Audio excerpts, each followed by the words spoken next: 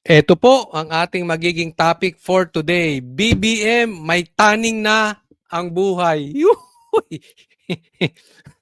Unang-una. O sige. Pangalawa, maraming sundalo ang susunod kay Pokis. Pangatlo, Boeing nang hihina na. Sabi ko sa inyo meron tayong video ilalabas. Dahil Revilla may hawak na video sa Rimulya. Pag-uusapan natin yan. Pang-apat, John Vic sinampal si Torre. Yan po magiging topic natin for today. At wag pong kakalimutan na i-like po agad-agad itong video na ito. Konting lambing lang po sa inyo dahil ako po ay nahinto. Huminto po tayo sa YouTube ng 22 days. Totoo po yan, 22 days hindi tayo nag-vlog dahil tayo nagpahinga for the past 11 months. January to November tayo halos 7 days a week, 1 to 2 times a day tayo nagba-vlog. So tayo po ay konting nagpahinga lang, no? Gagawin natin ito yung December. At the same time, syempre medyo alalay muna ng konti sa banat. Medyo pitik-pitik lang konti sa Facebook. So yan po ang ating ginawa. Baka naman kasi mahimasmasan itong mga magnanakaw sa gobyerno. At magbagong buhay pero parang hindi ata. Para mas lumala pa, no? So, ewan ko, sa tingin ninyo, magbabagong buhay ba 'tong mga animal na 'to? Lagay niyo sa comment section na. Pero diyan, huminto tayo. Pero sana suportahan niyo po I-like niyo po 'tong video na ito. At doon sa mga hindi pa po subscriber ng channel ni Coach Oli News PH, subscribe po kayo. Para tayo sana po ay doon sa ating mga manonood manumbalik kayo at patuloy niyong susuportahan itong ating vlog. At meron po tayong sisimulang topic, content. Sa Facebook po ito. Ang ating fitness, fasting, pagpapayat, pagpapahealthy, patungkol dyan ang pag-uusapan natin doon sa Facebook. Same Facebook po, Coach Oli News PH. Subaybayan nyo po yan. Dagdag lang po yan sa content dahil isa po yan sa ating masasabi na rin nating New Year's resolution or kailangan taon-taon nagre-reset tayo. Saan ba tayo nagkulang at kailangan natin baguhin? Dahil nga medyo tayo na busy sa trabaho, tayo nagkulang ng patungkol dito sa diet. Ang hirap talaga mag-diet. Ako'y nakaka-exercise pa pero yung diet medyo hirap tayo. Intermittent lang pero pagkatapos noon medyo So kaya sana masubaybayan niyo yan. Okay? So magsisimula na po tayo. Hindi na po natin pagtatagalin dahil kay Coach Oli, bida ang balita. Ito po muna, pag-usapan natin bago yung taning ng buhay ni BBM at na nanghihina na to si Boying. Ito muna, pagkaka-aresto, ang lupit nito. Inaresto to si Pokis. Pero, ako sa tingin ko bagamat ito'y nakakaasar, nakakasakit ng damdamin itong ginagawa ng gobyernong ito. Ito is a good sign. Bakit kanyo? Pag-usapan po natin. Kinakababahala natin ay bakit yung mga taong nagpapahayag ng mga damdamin, nagpoprotesta dahil dito sa mga matinding korupsyon na ito ay kinakasuhan, hinuhuli, inaarestong tulad ko. Yan. Sabi ko nga sa inyo, ito ay mistulang blessing in disguise. Ito ay parang good news para sa atin lahat. Dahil alam naman natin na itong gobyerno natin gumagalaw ng pailalim. Merong tumatalon sa bangin, may mga ganyan Merong biglang tumatahimik. Hello, Saldi ko, nasan ka na? Merong biglang tumatahimik ng ganon, di ba? So, biglang nag-iiba ang istorya, binabago ang istorya, pero itong kay Pokis, hindi nila maitatanggi. Ito'y galaw ng administrasyon ng bangag. Ito'y televise, ito'y nasa balita, ito'y hindi maiwasan na kahit na mainstream media nakakampi nila, kailangan nilang ibalita. Nakita natin na ang bangag administration desperado na. Pikon na. Itong pag-aka-aresto kay Pokis, nilathala na sa buong Pilipinas ang pag-amin, malapit na ang katapusan nitong si Bongbong Marcos. Dapat ang kinakasuhan, inaaresto yung mga taong nagnakaw ng bilyon-bilyon, yung mga kumuha ng pera na instead sana sa mga flood control para mawala ang baha. Ayun ang inaasam na inaantay natin na makulong, mapanagot, pero wala. Yun nga ang nakakapag dito, nakakasar na nakita ninyo. Yung mga nagsasalita, yun ang inaaresto. Okay, pero yung magnanakaw, haya-hayang buhay. Ang sarap. 'Di ba? Oo, nagbabayad pa dito, may tubig dito, may nako, ano ba yang tubig-tubig? 'Di ba? Sila haya-hayang buhay. Ang sarap ng buhay nila. Pero yung mga nagsasalita yan ang pinipigilan. Oh. Etong mga etong mga kakampi nila. Etong mga pinklawan kaya nakakabwisit. Wala nang inatupag kung hindi Duterte. Duterte at Duterte na lang. Inciting to sedition ang usapan. Bakit? Hindi. Ang dami ng gugulo. Ang daming gustong pabagsakin ng gobyerno. 'Di ba? Yung mga NPA, yung mga makakaliwa. Oh. Bakit hindi yan yung mga rebelde, hindi yan yung pagtuunan nyo ng pansin? Ay sa bagay, parang kakampi nyo na 'di ba? Ano sa tingin ninyo? Kakampi na ba ng gobyernong ito etong mga NPA? Etong mga makakaliwa, etong mga komunista, etong mga magugulo. Tahimik sila ngayon, oh. Kasama ang pinklawan. Ito po, I have nothing against Catholic Church. Pero kahit Katoliko ngayon, yung mga pare, hindi man lahat, marami tahimik. Kayo yung maiingay dati. It shows yung real character ninyo. Ngayon kailangan kayo, asa na kayo. Sir, yung background ng case po ninyo, inciting to sedition, meron daw po ba kayong mga naging pahayag ng pag-aaklas laban po sa gobyerno or sa AFP? Ayun na nga yung inciting sedition is parang nanghihikayat ng sedisyon na pabagsakin ng gobyerno. Hindi ho namin ginagawa yon sa gobyerno. Kami lamang ay nagpapahayag ng damdamin, matinding puot, galit ng mga tao, na tulad ninyo, tulad natin lahat, tulad ng mga pulis. Kaya alam nyo mga kababayan ko, huwag po tayong titigil, huwag tayong papatakot. Ito'y tinatakot to tinatakot tayo, huwag tayong hihinto. Hindi po tayo nananawagan na pabagsakin ng gobyerno. Tayo ay nananawagan na magsalita. Huwag tayong titigil sa pagsasalita. This is our year. Maniwala po kayo mga kababayan ko. This is our year, 2026. Maiahon tayo sa mga magnanakaw. Ang higit sa lahat, I'm very confident na maiaahon tayo dyan sa mga lintik na mga adik na yan. Konti na lang, mga kababayan, konti na lang. Huwag tayong papatakot. Dire-diretso. Hindi to sedition. Hindi to inciting to sedition. Tayo ay nananawagan na ipagpatuloy ang ating pagrereklamo sa gobyerno sa mapayapang paraan. Dahil marami pang susunod dito kay Pokis. The more nyong hinihinto ang isang bagay, the more nyong ginagamit ang inyong kapangyarihan at pang-aabuso sa inyong kapangyarihan, meron tayong nababalitaan, marami pang susunod sa sundalo, sa kapulisan. Anong gusto nyo? Anong mas gusto nyo sa pulis? Tahimik? Sunod lang ng sunod? Sa sundalo? Kahit alam adik, sunod lang sunod? Ako'y nagtatanong lang, ganun ba gusto nyo sa mga sundalo natin? Tanong lang, anong sa tingin ninyo? Pero meron talagang napipikon. May mga susunod dito kay Pokis. Tulad ng mga sundalo, na nararamdaman natin yung ang paglapastangan ng mga taong pinagkatiwalaan natin, ng mga taong binoto natin, na pagsilbihan tayo, pero sa halip, tayo ay winalangya. Ninakaw nila yung pera ng taong bayan. Yun ang gusto natin mapanagot.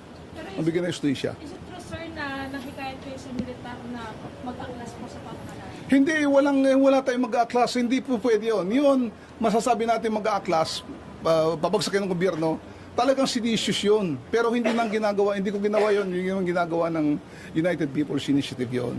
Pero General, ano daw po yung naging context? Bakit po kayo kinasuhan ng inciting to sedition? Yung sinasabi nila, yung mga post ko raw na destabilization, ng gugulo sa gobyerno, mga ganon. Pero wala naman yung talagang mag-aklas, labanan ng gobyerno, papagsakin, wala namang ganon. Ayun, ito usapin yan. Ha?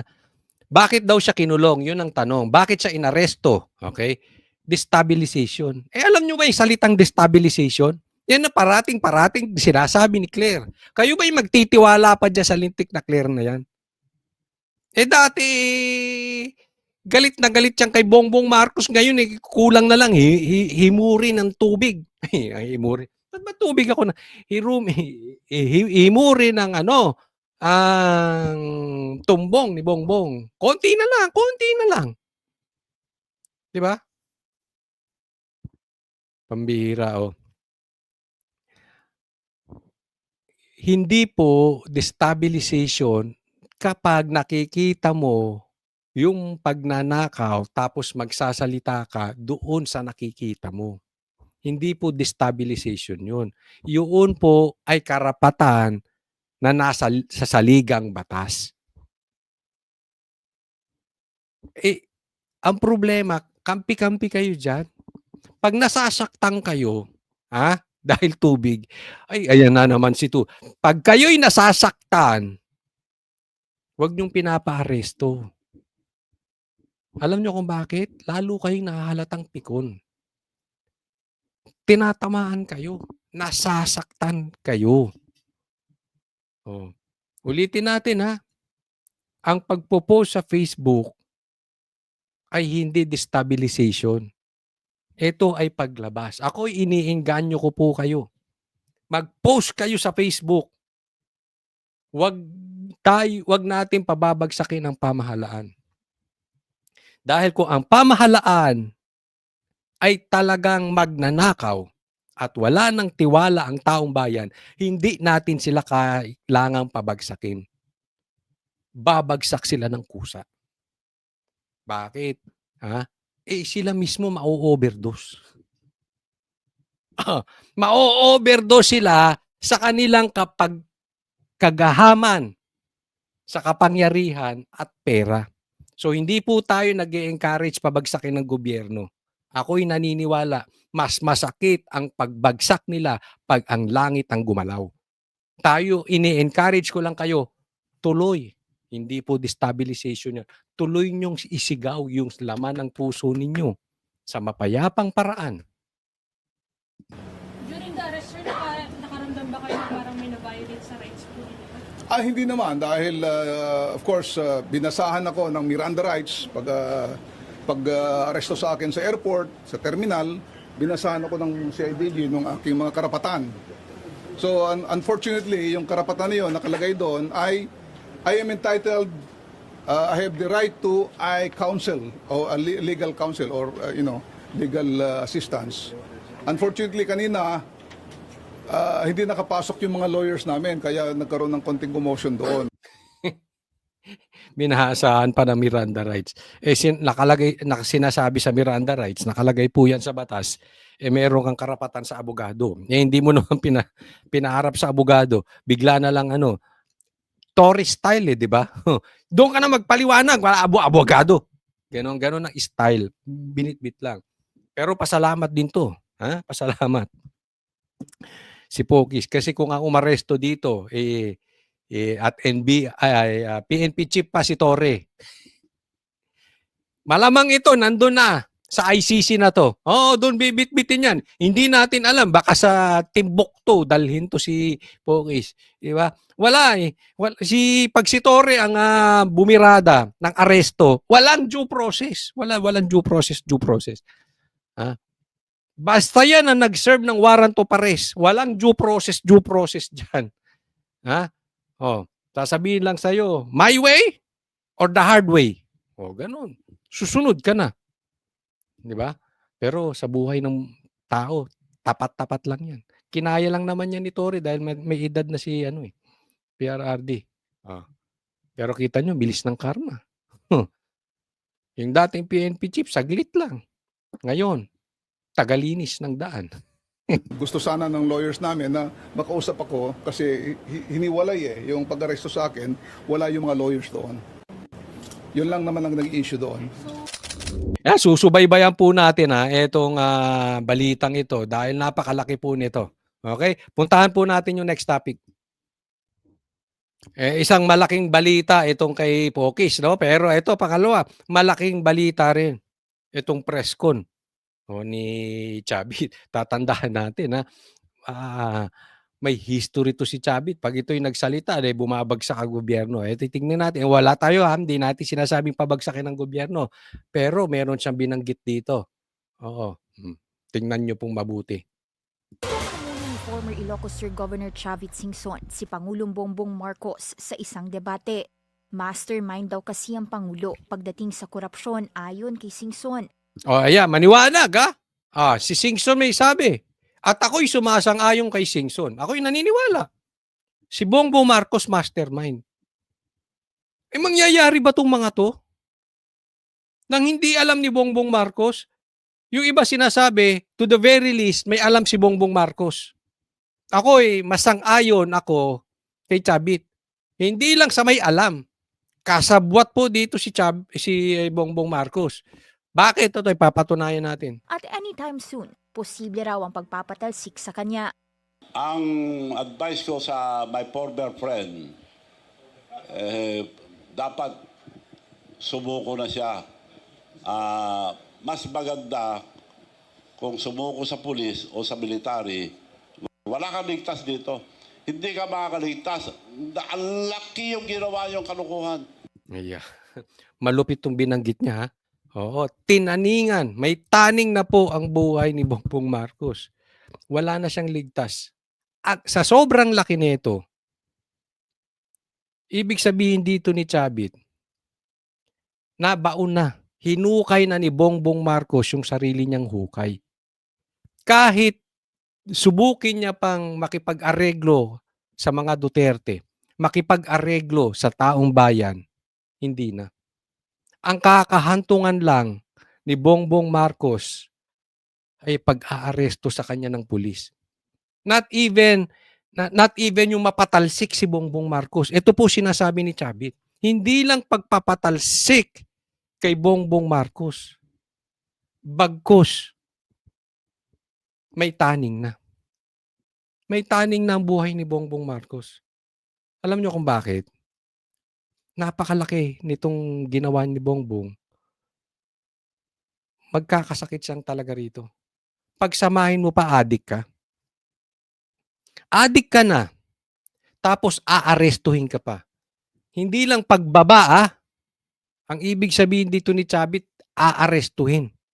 Baka masaktan ka pa, sumuko ka na sa pulis at sa sundalo. Wala na tong dulo. Iyan na po ang fate ni Bongbong Marcos. So isipin mo, adik ka na, madidepress ka pa, maaaresto ka pa. Susunod to sa yapak ng tatay niya. Nung binitbit sila sa Hawaii, namatay na yung tatay niya. 'Di ba? Ganito rin ang kalalabasan. Kaya sinasabi rito, ako'y naniniwala. Ay hindi na magtatagal to si Bongbong Marcos. Hindi ko po sinasabi na gusto ko siyang mamatay. Inuulit ko. Pero with his situation, depression and drugs, nako, deadly po yan.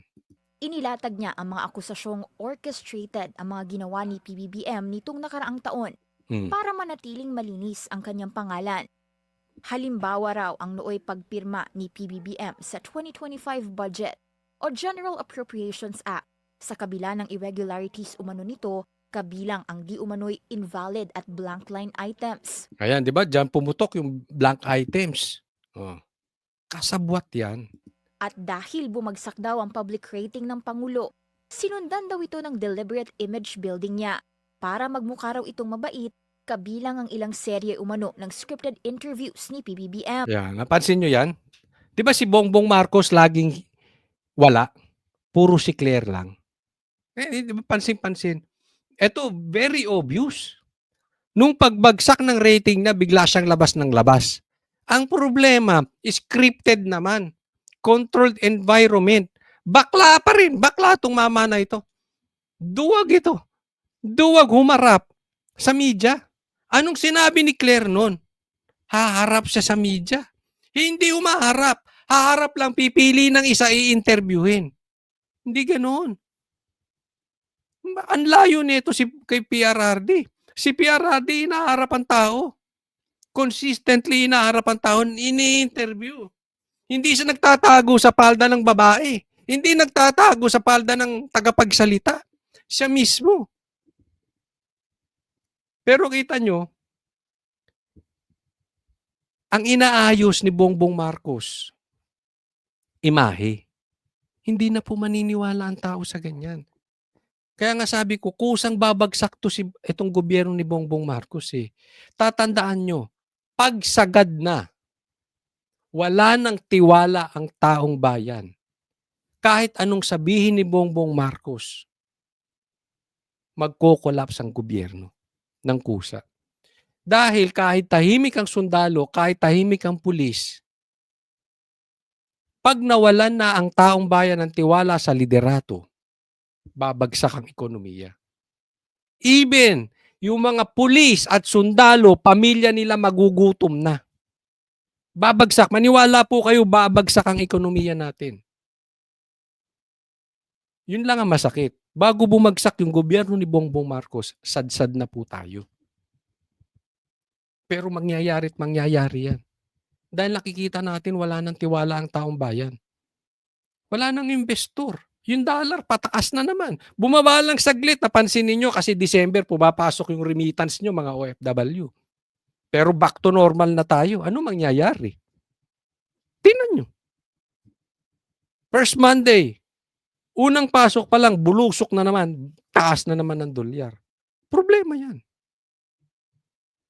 Babagsak talaga ekonomiya natin. Unahan lang yan. Mamamatay ang taong bayan. O ito unang mamamatay. Makukukunin ito eh. O hindi po tayo nagbibintang ha. Pero tatandaan natin.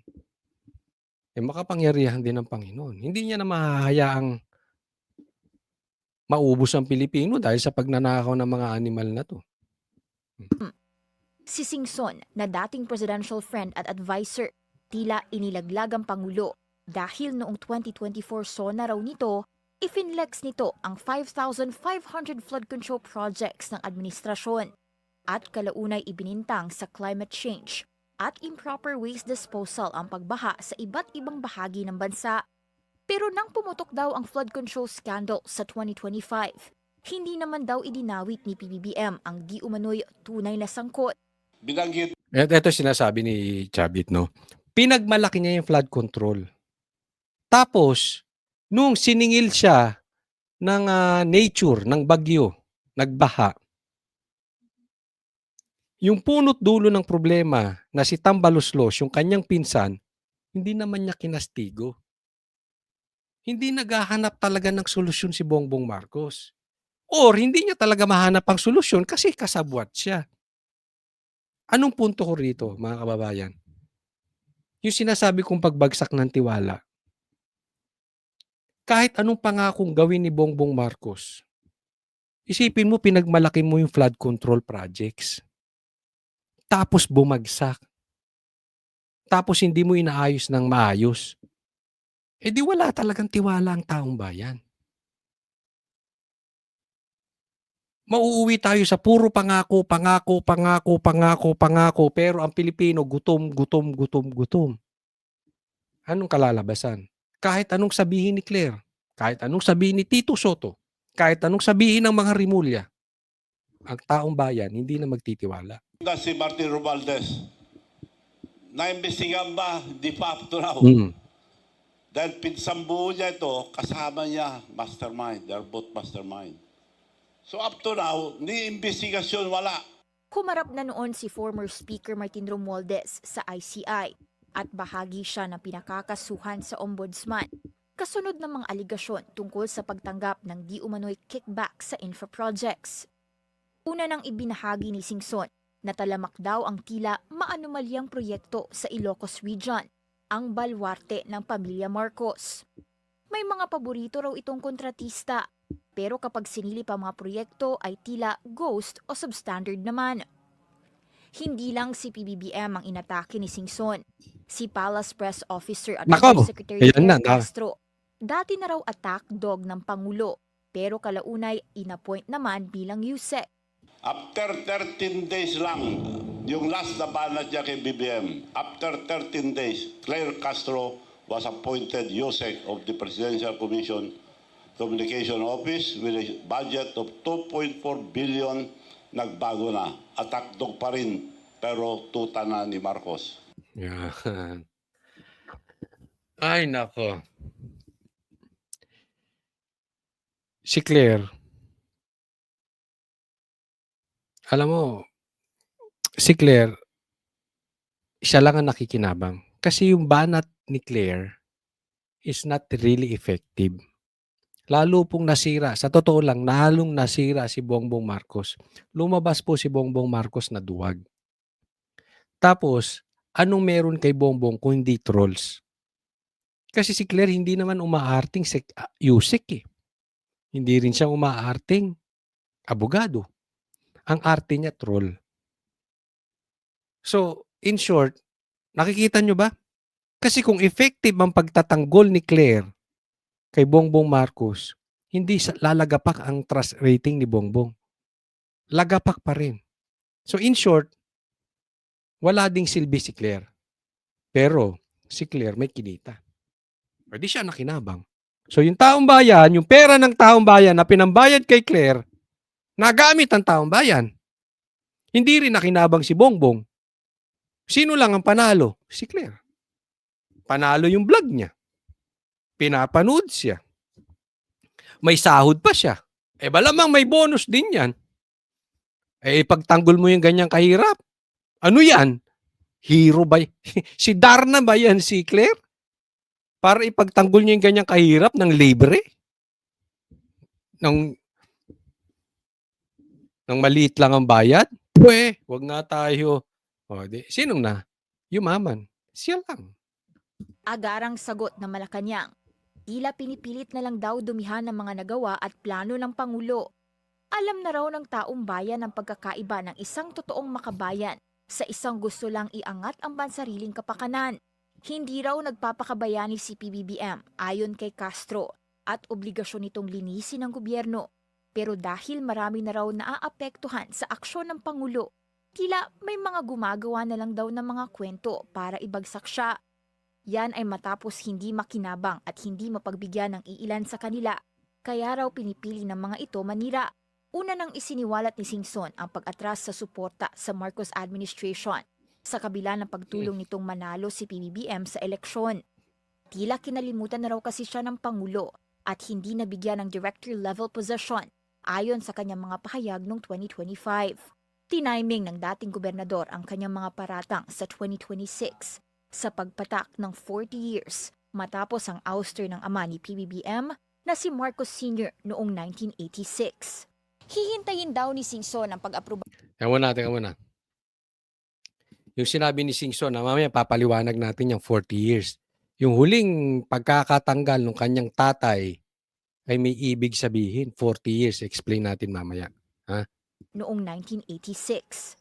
Hihintayin daw ni Singson ang pag-aproba ng palasyo tungkol sa hamon niya sa debate. Kasabay nito, balak din ng dating presidential friend ang pagkasa ng one-time big-time rally para ipanawagang labanan ng korupsyon at anyayahan ng ilang mga grupong dumalo. Para sa agenda. Yan. Hinamon ha. Hinamon ni... Dito pa ata yan. Ito. Sa debate challenge ni Manong Chavez. Media lang, yan din ang banat ng Malacanang. Hannah T. Saglit. Puro pa-media lang, yan din ang banat ng Malacanang sa debate challenge ni Manong Chavez. Dagdag ni USEC Claire Castro, ang paglaban sa korupsyon ay hindi dinadaan sa debate, kundi sa pag-aksyon para mapanagot ang dapat managot. At yan daw ang ginagawa ng Pangulo ngayon. Sana rin daw noon sila naghamon ng debate nang aminin ni dating Pangulong Rodrigo Duterte na talamak ang ghost projects noong panahon niya pero hindi naman naimbestigahan. Anak ng teteng talaga 'to si Claire. Hinamon ni Chavit, eto si Bongbong Marcos ng debate. Anong sagot? Kasalanan na naman ni Duterte. Anak. Eto si Claire,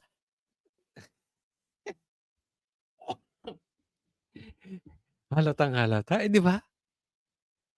Nakarinig na kayong magsalita ang abogado? They make sense, di ba? Hindi parang troll. Nakikita nyo, minsan kahit yung ibang abogado, even yung mga hindi ako sang-ayon na abogado, pag nagsalita sila, may matututunan ka. They make sense. Abogado, yung abogado, pag nagsalita, tunog abogado. Ito tunog troll talaga. Parang nasa GC nila, ay, lahat ng balita balik sa Duterte. Okay? Kahit si Mr. Tubig, ituro nyo si Duterte. Ano ba yung tubig na yan? Yung tubig, yung water. Diba ganyan ang kinalalabasan nitong animal na ito. Puro na lang Duterte, Duterte, Duterte. Diba? Eh ako magdududa kung siguro sila ay teenager.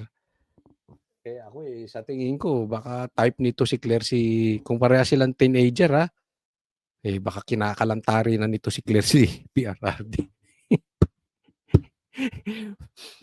Di ba? Isipin nyo debate. Pero ito yan.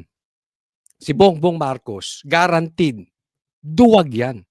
Duwag sa debate yan. Bobo Hindi po tayo naninirang tao. Totoo to sinasabi ko, bobo si Bongbong Marcos. Bakit? Sunog ang utak. Dahil sa droga Okay? Hindi natin iniinsulto yung mahihina ang utak. Pero si Bongbong kasi kasalanan niya. Durog ang utak Sunog ang utak niyan si Bongbong Marcos. Kaya nga hindi nga makapag-create ng sentence yan ng binabasa Hindi makapag-create yan ng sentence na may sense na hindi binabasa. Uutal-utal. Sunog ang utak Kaya nga nabalita itong Venezuelan president si Maduro. Oo. Maraming nagsasabi bakit naman ginawa ng US yun. Pero sa katunayan, ako hindi ko man alam itong totoong nangyari. Hindi naman tayo aral dito.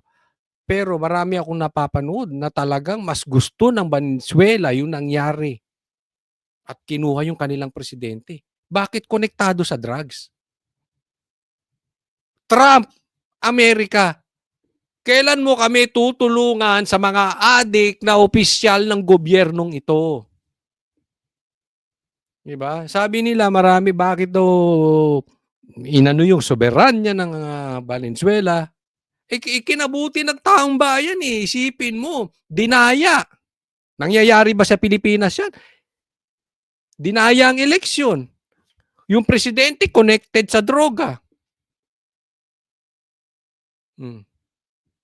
Total, may EDCA rito, Trump. Ba't hindi ka naman gumalaw-galaw? Kuhanin mo na. Bago pa kuhanin ni Lord. Etong mga adik na opisyal. Kasi bakit ka naman kasi mag-uupi opisyal na mahilig ka sa droga? Hindi ko rin naman maintindihan itong mga animal na to. Diba? Pero debate, malabo yan. Kasalanan to. Alam nyo kung sino may kasalanan? Kaya ayaw lumaban ng debate. Kasalanan ni Cayetano yan Pinahiya, nilaspag, niyurakan sa debate. Tinapak-tapakan si Bongbong Marcos. Last niyang debate yun, ayaw na. Hindi na siya pinayagang magdebate. Siguro, pag pumayag ng debate, ito si Bongbong Marcos, magsisuicide si Lisa at si Boying. Hindi na nila malalaman kung paano ipagtatanggol si Bongbong Marcos. Kaya over there, dead body, hindi matutuloy ang debate na yan. Malabo yan. Kaya anong style? Sisi sa Duterte. Ni Mrs. Tubig. ni Mrs. Tubig. Si Claire Castro. Next topic po tayo. Eto po, tingnan natin, Tingnan niyo 'to, tingnan niyo 'to. Ito yung sinasabi natin patungkol sa 40 days. Kasi sabi, number 40 in the Bible means completion and a start of new beginning. Totoo 'yan. Kasi 1986, ah, ah, 60 years old si Marcos Sr. Tapos after 40 years, 60 years old na rin ito si tama ba 60? Hindi ko mabasa, babasahin ko, 1986, 68 years old si Marcos Sr. nung natanggal. 2026 is exactly 68 years old na rin si Bongbong Marcos at posible matanggal. At ako'y naniniwala this will happen. Hindi ko pinatatanggal, Pinipredict ko lang po ang posibilidad. And sabi dito, history is repeating itself. Bakit, kanyo? Kasi sobra na po. Hindi ko alam kung paano pa matatagal. Kung hindi dahil sa mga pare, kung hindi dahil sa mga pinklawan na walang paninindigan, bagsak na po si Bongbong Marcos. Na posibleng ikatanggal niya. Hindi ko pinapatanggal, posibleng ikatanggal niya. Kaya ako'y naniniwala ito'y mangyayari. Pero saan pa ba pupunta? Doon na rin Bakit? Hindi na maiwasan. Yung baho nito, nangangaliwasaw na. Parang nanunuot na yung baho. Diba? Ano bang ibig sabihin nito? Sa Biblia kasi, yung 40 years, remember that, si Moses, nung inalis sa Egypt, yung mga Israelites at dadalhin sa Promised Land, it took them 40 years bago makarating doon dahil pasaway. Pasaway itong mga Israelites bago nakarating sa Promised Land. At 40 years, 40 days, nung pinako ang Panginoon at siya'y nabuhay muli, bago siya umakyat sa langit, 40 days. And also, nung nag-fasting, ang Panginoong Jesus natin, na remember that, nag-fasting siya 40 days. Tinukso siya ng dyablo. So marami pong ganyan sa Biblia. Even nung umakyat si Moses sa Mount Sinai para katagpuin ng Panginoon, 40 days din. Okay? So very meaningful po ito sa Bible. Hindi natin alam kung ito may kaugnayan dito. Pero baka ibigay sa atin ng Panginoon ang bagong simula. Di ba? So speaking of yung aking bagong binuksan na topic sa aking Facebook, yung fasting. Tayo po yung nagfa-fasting. Susubukan natin mag-fasting 48 hours a week. Hindi lang po yan for spiritual. Ito po good for the health. Yan. Kasi po, malaking bagay na yung sugar natin, yung ating sa katawan, may tulong po yung fasting. But anyway, nabanggit ko lang ulit, no? So, yan po ang connection yan. Malay natin. Di ba? May bagong panimula ang mga Pilipino. Sana naman. Ito'y akin lang. Maubos na yung mga adik na politiko. Dahil yan na nagpapahirap sa bayang Pilipinas. Next po. Ito meron pong imbitasyon si Chavit Singson. One time, big time rally versus corruption isinusulong ni Chavit Singson. Sana, hopefully, itong February na to. Malay natin, di ba? Last na rin ni Bongbong Marcos tong February 25 ba yun? Itong EDSA 1. Malay natin, we really don't know. Is 68 years old na siya. After 40 years, yung anak naman na natanggal. Alam nyo, dapat sa katunayan ako'y naniniwala. Nung nagsalita si Amy, kung tinuloy lang ang rally, nagkaroon ng 3rd day, 4th day, 5th day, tapos na yung problema natin sa mga adik. Kaya lang sa hindi natin inaasahang pagkakataon na hinto yung rally, which I respect dahil siguro yun ang pinahintulutan ng ating Panginoon, malay mo, baka ngayon. Ngayong February 25 or di ko alam kung kailan man 'to pinaplano ni Chavit Singson na rally, pero suportahan po natin. Next po. Eto, simulan po natin dito sa sitwasyon ni Bongbong Marcos. Lagi nating napag-uusapan yung confidential funds ni VP Sara.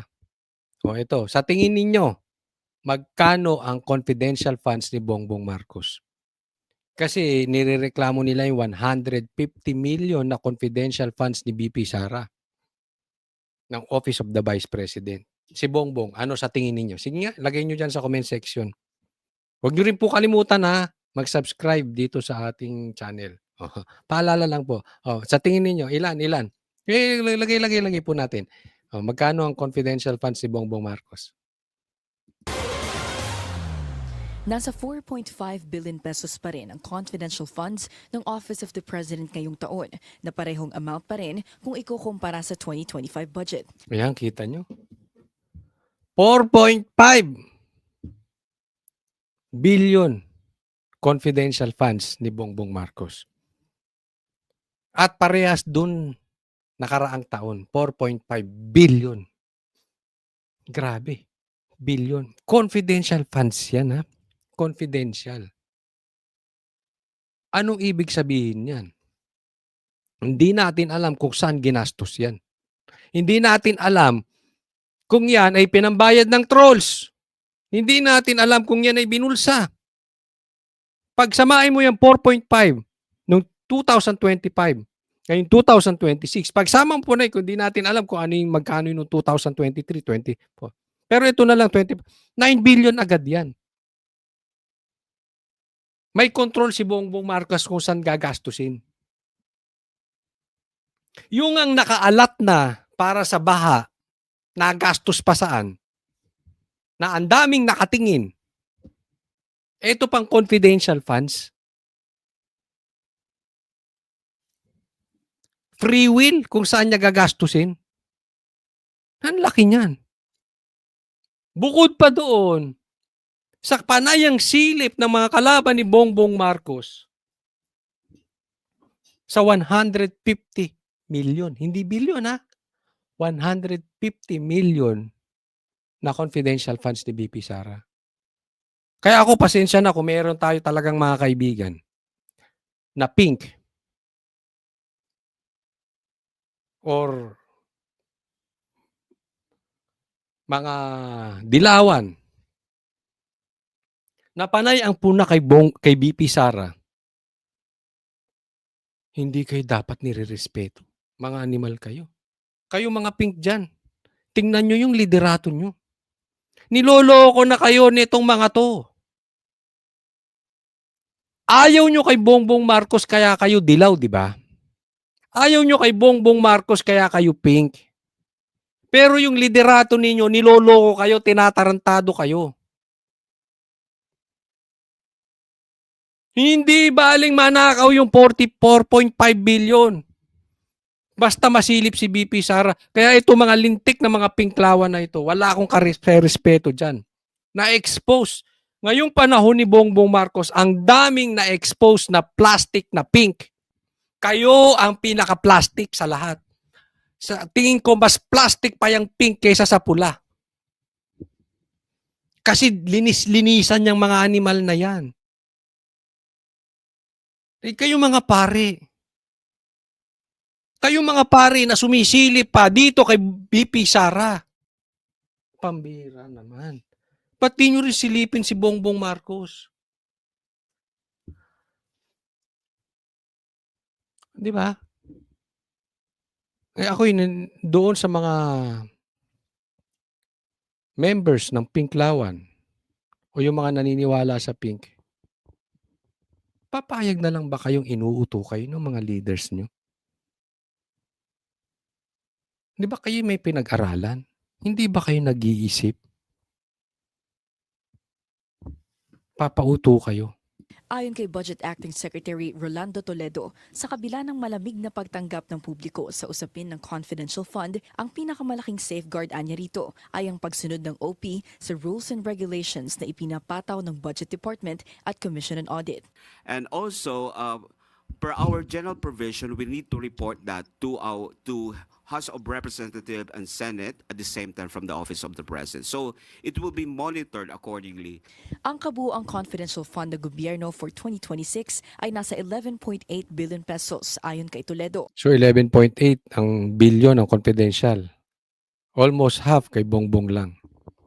Ang kasalukuyang usapin din tungkol sa umano'y bonuses na mga mambabatas, itinanggi ni Executive Secretary Ralph Recto na nag-i-exist sa executive branch. Pagdating naman sa Kamara, nasa 38.6 billion pesos na lang daw ngayong taon ang budget ng lower house na nasa 12 billion pesos ang ibinaba. Gaya ng ibang kongresista, pondo para sa maintenance and other expenditures o MOOE din ang alam ni Recto na purpose ng mga allowance na ito. Samantala, nananatili umanong isa sa fastest growing economies in Asia ang Pilipinas dahil nasa 4.8 to 5% ang GDP ng bansa sa pagtatapos ng 2020. Nakita mo kung niloloko pa tayo ng mga animal na to. Yung sinasabi ko, kaya walang mangyari sa Pilipinas eh. Hindi nyo naman gustong ayusin. Gusto nyo lang linisin yung imahe ninyo. Umasenso pa ekonomiya natin. Anong infrastructure na nagawa ninyo? Ilang porsyento ang walang trabaho? Kada bagyo, kinakabahan tayo, mga animal kayo. Tapos umasenso pa Pilipinas. Iniiwan na nga tayo ng mga turista eh. Sa ibang bansa na sila. Alam nyo bang yung mga turista nagdadala ng pera sa Pilipinas? Nung panahon mo, Bongbong Marcos, bumagsak ang turista. Tapos sasabihin mo, umasenso Pilipinas? Anong kademonyo ang lantarang pagsisinungaling yan? 5. Wala naman daw epekto ang kasalukuyang sigalot sa pagitan ng Venezuela at Estados Unidos sa ekonomiya ng Pilipinas at nananatili ring matatag ang koneksyon natin sa ekonomiya ng Venezuela. Para sa agenda, opinion ko lang. Mas maganda pa talagang mangyari sa Pilipinas yung nangyari sa Venezuela. Kuhanin nyo na yung mga adik na opisyal dito sa Pilipinas. Pahirap sa buhay ang mga yan. Tapos, isipin nyo, ang laki-laki ng confidential funds. Naghihirap ang Pilipinas. May naaatim nyo ba yung mga yun? Kung ikaw ay opisyal, naaatim mo yan. Ay wala ka na talagang konsensya. Nakikita mong Pilipino nag-ihirap tapos ikaw haya-hayang buhay. Pambira, oh. Next po. Ito po, pag-usapan natin. Dito, kitang-kita po natin, nanghihina na si Boying. Malapit na. Malapit na ito si Boying. Tingnan po natin. Sa pagpapatuloy ng preliminary investigation sa umano'y maanumalyang flood control project sa Bulacan, nag-file ng kanilang counter affidavit sa Department of Justice sina Senador Joel Villanueva at dating Senador Ramon Bong Revilla Jr.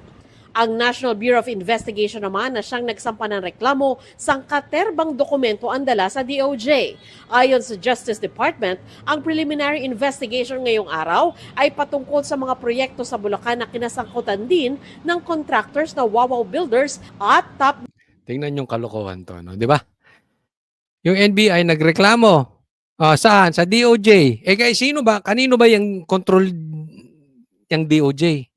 Di bago naman yung si Boying naging ombudsman, di ba siyang sekretary ng DOJ?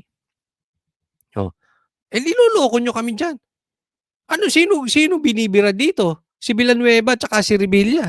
Alam naman natin, matalik na kalaban ng Remulla ang Revilla sa Cavite. Sa katunayan, maikukumpara natin ang Revilla, di umano, sabi sa akin ng mga taga Cavite, maikukumpara ang Cavite na parang si Sara ang Revilla at si Bongbong ang Remulla. Ayaw ng tao sa Cavite dito sa mga Remulla. May totoo ba yan sa mga naririnig ko? Kaya anong ginagawa? Parehas nung ginagawa kay BP Sara. Pinababagsak si BP Sara dahil hindi kaya sa patas na eleksyon. Ganyan din ang ginagawa kay Revilla. Pinababagsak si Revilla dahil hindi kaya sa patas na eleksyon. Hindi kakayanin ng Rimulya ang Revilla dyan sa Cavite. Tapos ngayon, ang daming kaso. Samantalang yung mga magnanakaw, tahimik kayo, NBI? Ano nangyayari sa inyo? Sa bagay, hawak ng DOJ dati ni Boying. Nudge Catalyst Builders Inc. Sabi na DOJ, idiniklara ang mga proyektong 100% complete pero ang iba ay ghost project naman o kaya ay hindi kompleto. Naharap sina Villanueva at Revilla sa magkahiwalay na reklamo. Si Senator Bong Revilla in these 6 cases, sa respondent lang po siya sa isa. Okay, tapos si Senator Joel Villanueva is also respondent in another case in one of the 6 cases. Ay, ba't ikaw nagsasalita? Salita ka na sa... Hindi, ano yan, tagapagsalita yan eh. Hindi, ako nagtataka lang ha. Kasi yung mga ganitong pagkakataon, meron kayong kaibigang epal? Ako meron. Gusto nyo malaman? Sino? Lahat naman tayo may kaibigang epal. Lahat tayo may kaibigang epal, di ba? Pero yung may pagkakataon umepal na nahimik, nakakapagtaka. Parang nakajeta. Hindi nagsasalita. Di ba? Yung epal, bida-bida yan. Pag sa isang grupo, halimbawa, sa isang table, sa isang usapin, kailangan siya lagi bida. Hindi po pwedeng hindi magsasalta. Alam ko nakaka-relate kayo. Lagay niyo yung pangalan ng kaibigan yung epal. Diba si Boying hindi nagsasalta ngayon? Diba? Ganyan din nangyari nung kay Bantag, diba? Tapos kay, araw-araw yan. Araw-araw si Boying. Yang nangyari kay Bantag, nangyari kay Tebes, biglang huminto. Tapos nabalita na may sakit. Pero itinatanggi, pero umamin din. Ngayon, ba't di na naman nagsasalita? Boying, relax ka lang. Baka kadidiin mo ng kadidiin sa Revilla, dyan sa Cavite, mauna ka pa. Baka hinuhukay mo yung sarili mong libingan. Kaya kalma ka lang dyan. Hindi mo madadala sa langit yung kapangyarihan mo. Maniwala ka sa akin. SOJ ka dito. Ombudsman ka dito. Pagdating mo sa langit, kung darating ka ron, wala, hindi mo rin pakikinabangan. In one of the 6 cases. Doon po sa 6 na yon, the charges are multiple. So we have direct bribery, indirect bribery, corruption of public officers. We have a violation of the Anti-Graft and Corrupt Practices Act, which is RA 3019. Tapos may violation din po ng the Government Procurement Act, and also a violation of or the conduct of bid rigging. Ilagay nyo na yung violation din ni PRRD. Yan din ang tumbok nyo, si Sara din eh. Kasi napabalita na dinalaw nagkita sa ibang bansa si Bong Revilla at si BP Sara. So kaya, alam mo naman, pagka namarkahan kang Duterte, guguluhin ang buhay mo. And in the procurement process. Tig-isa po sila, pero hindi lang po sila yung respondent sa mga kaso na yon. So we have multiple respondents, including DPWH officials. Muli na maitinanggi ni Villanueva na nakinabang siya mula sa flood control projects sa Bulacan. Alam niyo yung nangyayari tungkol sa flood control, kinamumuhian natin for so many years. Yung away namin ni Zaldico, tapos doon sa complaint, 1% daw binibigay ni Zaldico sa akin. So, that's ridiculous. Ayon sa kanyang abogado, meron silang 3 testigo kasama na rito ang staff ni Villanueva na kinilala ni dating Bulacan District Engineer Henry Alcantara bilang teng na inabutan umano niya ng 150 million pesos sa... Alam mo kaya yung kay Gutesa, yung salaysay, hindi man lang binigyan ng pansin. Kasi sinong mas matimbang ang salaysay? Etong mama na ito o yung kay Gutesa? Kasi yung kay Gutesa ang itinuturo si Bongbong Marcos at saka si Tamby. Ito ang tinuturo si Revilla at saka si Villanueva. Halatang-halatang fall guy. 'Di ba? Sino ba talaga ang may kapangyarihan diyan sa flood control? Hindi naman 'yan maiikot-ikot lang basta-basta. Magpakatotoo na tayo. Hindi naman basta-basta maiikot 'yan. Posible maikot. Pero hindi nila basta-basta maiikot 'yan. Ang may kapangyarihang makapag-ikot talaga niyan, yung magpinsan. Si Gutesa, binibitbit niya mismo yung pera, dinadala sa kanila. Sino ka panipaniwala? Etong mama na ito ay nakinabang sa flood control. So, ibig sabihin, nililigtas niya ang sarili niya. Kasi gusto niyang mapunta dun sa witness protection program. Si Gutesa, walang kasalanan sa Pilipino. Walang kasalanan sa taong bayan, pero nagsalita. Nakukuha niyo yung ibig ko sabihin? Ganyan po kahina ang NBI natin. Wala ba silang confidential funds? Hindi nila naiisip ito. Niligaw nila lahat ang istorya dito kay Bong Revilla. Dito kay Villanueva. Hindi po sa pinagtatanggol natin. 'Di ba? Pero alam naman natin nangyari dun sa mga anak niya eh. Hindi pumirma sa impeachment ni BP Sara. Rest house sa Bulacan. Sabi ni Alcantara, para raw ito kay Villanueva bagamat hindi umano alam ng senador na mula ang pera sa flood control. Pero sabi ng kampo ni Villanueva, hindi totoo ang paratang ni Alcantara. Walang binigay. Walang binigay. So, nasaan ang pera ko? Nasa kanila siguro. Sa engineer. Ito, biglang nagbintang lang si Alcantara. Dali magsalita. Pero si Saldico nagsalita. Kinonfirm yung sinabi ni Gutesa. May pictures. First hand. Saan pa pupunta? Si Revilla naman, hindi nagpaunlak ng interview pero ayon sa kanyang abogado, walang basihan ang akusasyon laban sa kanya. Matatandang idinawit si Revilla sa flood control ni na Alcantara at dating DPWH Undersecretary Roberto Bernardo. Ayon kay Bernardo, tumanggap si Revilla ng 25% commission mula sa flood control. Yung mga ganitong complaint na fina-file na walang batayan, para bang final lang, para lang mangharas o mangabala ng isang individual. Totoo naman. Ganyan talaga. Harassment yan. Kasi yan labang Cavite yan. Tapos may pangarap pa, di ba? Binabanggit-banggit din ni John Vic itong kanyang pagtakbo. Posibilidad sa pagka-presidente. Diba? Doon pa lang sabit na itong magkapatid na Rimulya. Ombudsman, kapatid mo, tas kapatid mong isa tatakbo bilang presidente. Ano yan? Di ba? Anong karapatan ni Boying? Samantalang yung anak niya nadawit pa nga sa droga. So, sa totoo lang, yung mga ganitong complaint, ayon sa batas at sa rules ng evidence, hindi ito dapat paniwalaan. But in the case of In short, hindi tatayo sa korte yan. Ang problema dyan kasi sa ombudsman Pagka ipinasok na yan dyan, tapos ipinasok sa ombudsman, tapos na Sino bang ombudsman? Check Bernardo. Di ba?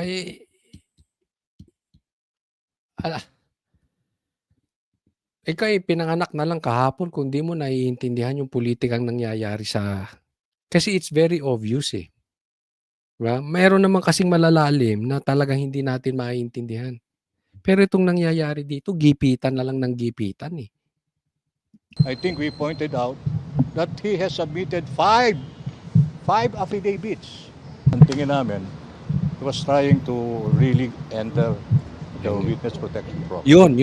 And the only way that he can be admitted is actually point to somebody higher.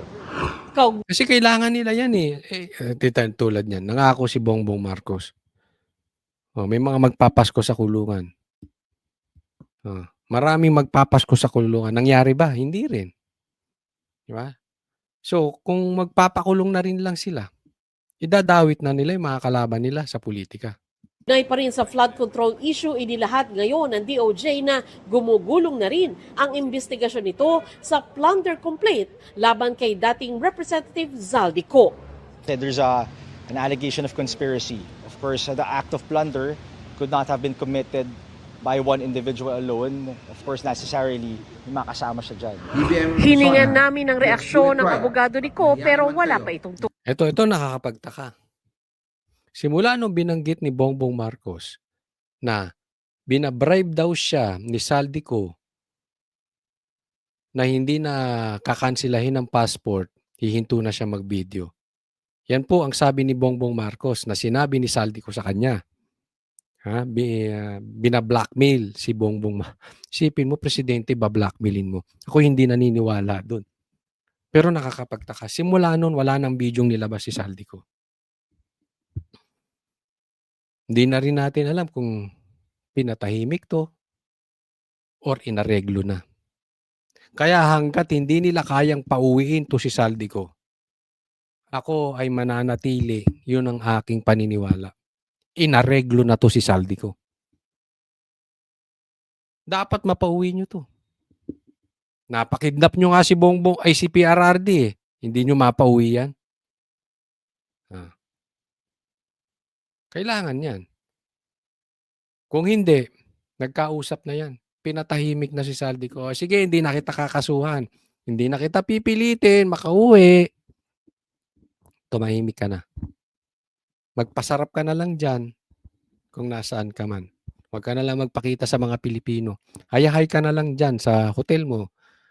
Magpa-deliver ka ng tubig kung anong gusto mo. Basta enjoy ka lang dyan sa hotel. Next topic po. Kaya bago natin pag-usapan itong patungkol kay Torre, ako naniniwala ako. Kasi may bulong-bulungan. Hindi ko na lang sasabihin. Pero may mga bahong ilalabas ang Rebilla laban sa mga dito kila Boy. Posible yan kasi magkakasama yan dyan sa Cavite. Diba? At alam natin, ang baho ay hindi mo matatago forever. Lalabas at lalabas yan. So, yung may nagsabi sa akin, alam mo, ganito, Kotsong Ali, ganito. Hindi tayo, ayaw natin maging chismis vlogger Pero antayin nyo. Ako naniniwala ako, may hawak na video. Ito si Rebilla. Itong Rebilla, laban dito kila Boying. Pero, antayin na lang, no? Pero kasi pag personal, hindi ako maglalabas niyan. Pero lalabas yan. Antayin. Tingnan natin. Ewan ko Basta naibanggit lang sa akin at hindi ko pwedeng sabihin kung sino nagbanggit. Basta kung marami kang kalokohan sa buhay, hindi mo forever may tatago yan. Okay, punta po tayo dito. New Year, new plans na rin ang inilatag ng MMDA para sa taong 2026. Ayon kay MMDA Chairman Romando Artes, nais nila na ma-involve na rin sana sa planning, execution at implementation ng infrastructure projects ng Department of Public Works and Highways. Kabilang dyan ang mga para sa flood control. Kami ay makikipag-usap kay Secretary Dizon at makikipag-tie up dahil alam niyo naman ang DPWH ang gumagawa ng mga infrastructure projects insofar as flood control is concerned. Tine-turn over na lang yan sa atin pag nagawa na. Ang isa sa ilang plano na yan yung pogi, nakita niyo yan. May pogi rin, ay kasunod na rin ng pag-uusap nila ni dating PNP Chief Nicolas Torre III na opisyal nang ipinakilala bilang bagong General Manager at spokesperson ng ahensya. Ito si Torre. Alam mo, to si Torre, wala talagang respeto sa sarili. PNP chief ka. Sinibak ka. Saglit ka lang PNP chief. Sinibak ka agad. Dahil nagkaroon lang sila di umano ng iringan ni John Vic. Siniba ka tapos ginawa kang spokesperson at general manager ng MMDA. Para ano? Para mag-resign ka, para yung kanilang PNP chief ay maging 4-star kasi isa lang po ang 4-star dapat. So pag nag-resign na siya, hindi na siya 4-star, tingnan mo, walang bait sa sarili to si ano. Nakakahiya to si Torre. Walang respeto sa sarili. Harap-harapan siyang sinasampal ni Revilla. Wala siyang ginawa. Ano? Ganyan ba ang PNP chief? Ganyan ba ang dating PNP chief? Harap-harapan kang binabastos, wala ka man lang ginawa. Tinanggap mo pa yung pambabastos at nilunok mo. Pwede naman sana hindi mo na pinansin eh. Pero tinanggap mo pa, nakakadiri ka. Di ba? Parang isa kang PNP chief, may nakita kang nagdodroga. To the very least, wag mo nang pansinin. Pero ikaw, iba po ginawa mo. Tinanggap mo pa na ikaw ang protector. Ikaw pa nagbabantay sa labas habang nagdodroga sa loob. Halimbawa lang po yan Ganyan po walang karespeto sa sarili to si Torre. Sa bagay, yung ipakidnap po yung dating presidente. Talagang itong mama na ito. Hindi ko alam kung balat lang ang sunog dito. Baka pati kaluluwa niya ito, sunog na rin. Ganyan po kalupit tong mama na ito.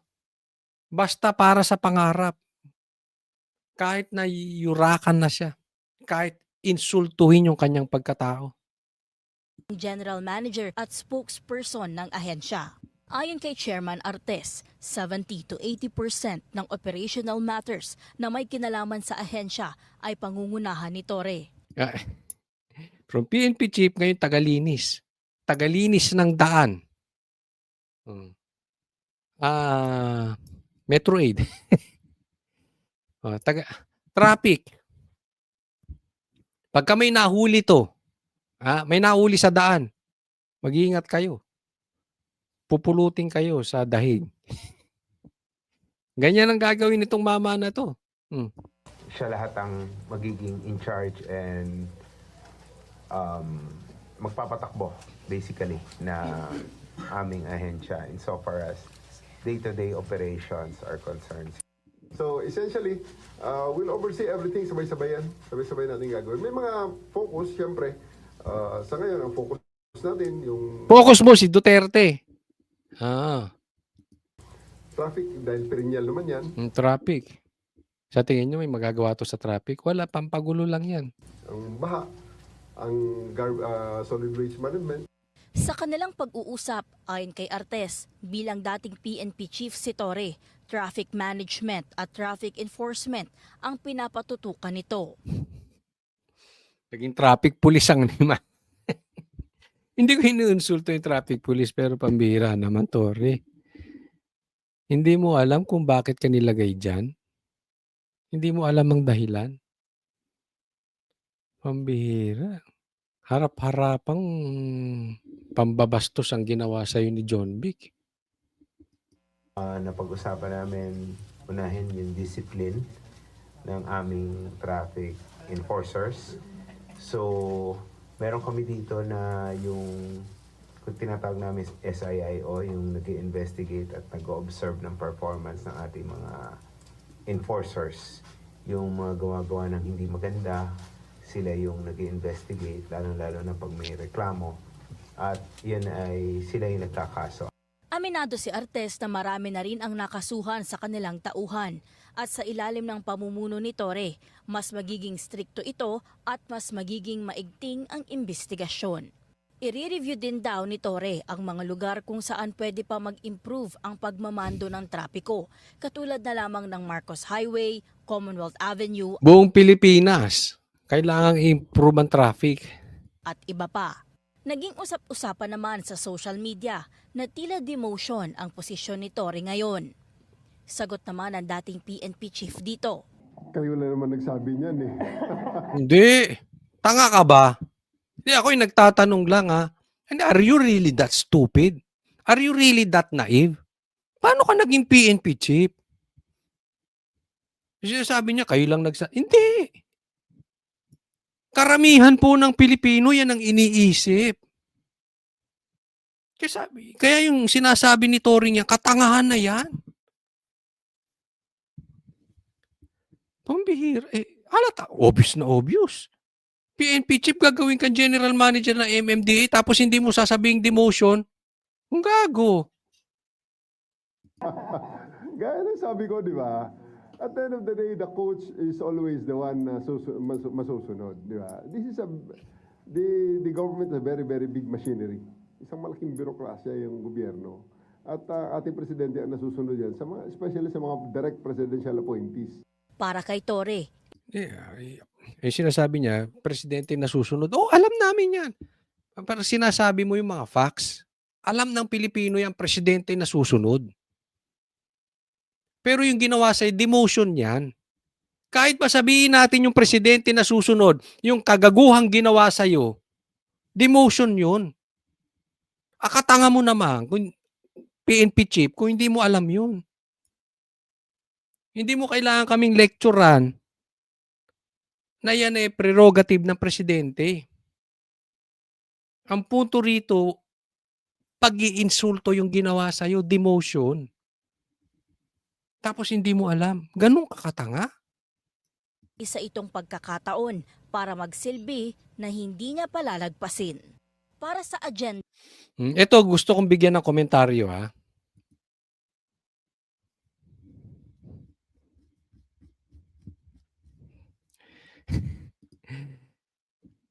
Ano sabi ni Tito Soto? Malinis yung budget pero gusto ni PBBM mas malinis pa. Walang yan. Nagsama-sama yung linis-linisan.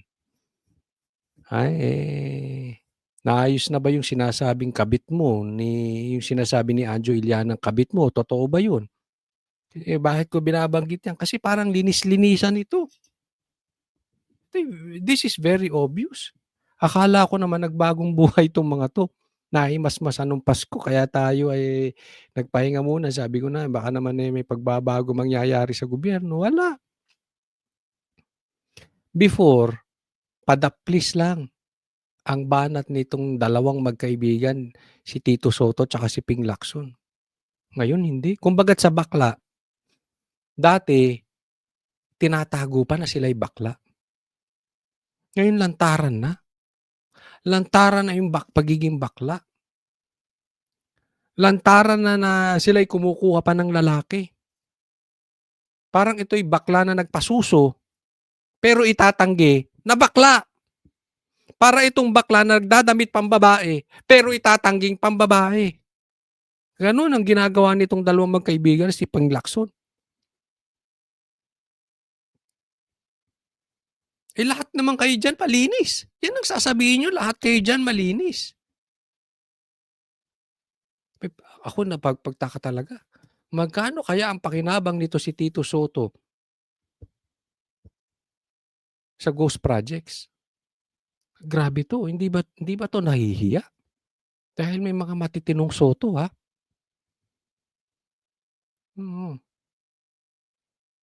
Tapos in denial, pero lantaran. Grabe, oh. Kasipsip kay Bongbong Marcos. Tapos excited. Naalala niyo nung pinag-uusapan yung impeachment ni BP Sara, excited tong mama na to. Ganyan po kadugyot itong tao na ito. Ganyan na po kadugyot ang karakter ng mga politiko natin. Matindi po. Kaya nakakasama ng loob itong nangyayari sa Pilipinas. But anyway, maraming magbabago ngayong 2026. Huwag niyo pong kakalimutan, i-like po itong vlog na ito at sana doon sa mga hindi ko pa po subscriber, subscribe po kayo. Napaka-importante po nung pagla-like nyo, ha, dahil ito ay yung algorithm ng YouTube ay mananumbalik lalo tayo matagal na hindi nakapag-vlog. So sana po dahil tayo matagal hindi naka-vlog, tayo sana ay makabalik agad at yung ating mga manunood ay makabalik agad. So tulungan niyo po ako, konting lambing lang po. Like and subscribe. Very important po. Maraming salamat po. God bless everyone. Enjoy po natin 2026.